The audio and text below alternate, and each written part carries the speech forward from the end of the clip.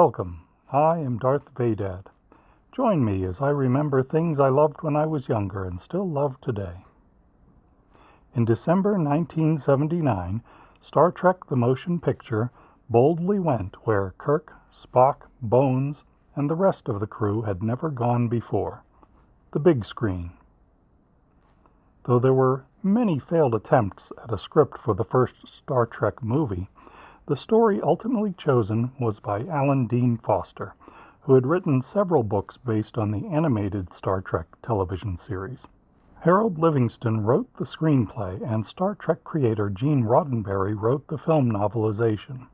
The novel kicked off a series of Star Trek books that included both film adaptations and original stories.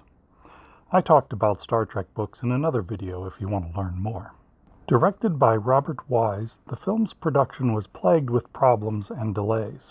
Initially given a budget of $15 million, it eventually totaled $44 million, which included absorbing costs associated with the development of a planned TV series called Star Trek Phase 2 that was scrapped in favor of the film. Star Trek's return begins not with the Enterprise or its crew, but with 3 Katinga-class Klingon battlecruisers.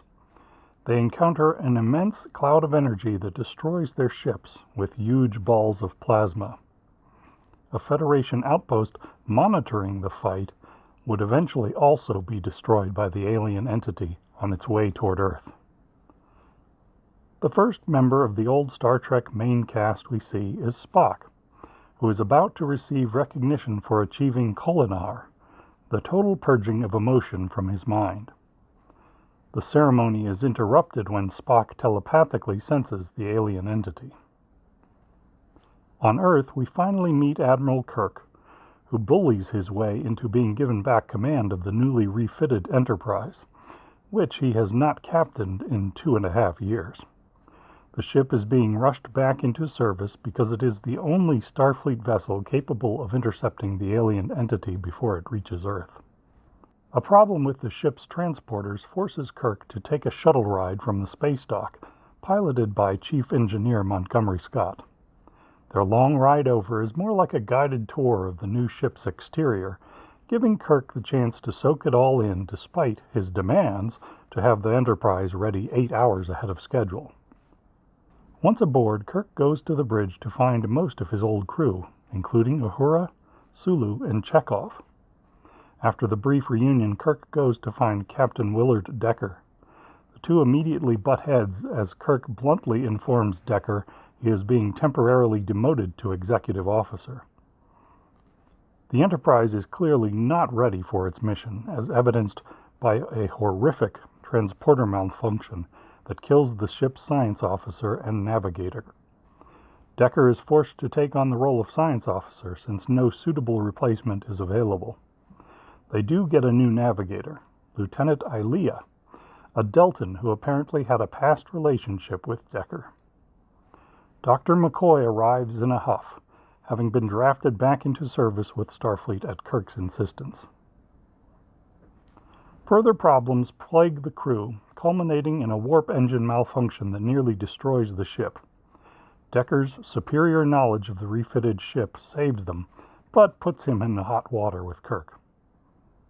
As they wait for repairs to the engines, the final member of the crew arrives. Spock returns to Kirk's delight. Even Bones seems happy to see him. The half-Vulcan science officer replaces Decker and almost immediately has a solution to their warp engine problem. By the time the crew is finally ready to encounter the story's antagonist, we're almost a full hour into the film. Even when they do intercept the alien threat, the moments of action are few and far between. Long sequences with little dialogue are common throughout the 132-minute runtime. The rest of the plot is pretty standard Trek fare. They barely survive their initial encounter with the entity, figure out how to communicate with it, but lose Lieutenant Ilea when a scan of the Enterprise by the entity proves deadly.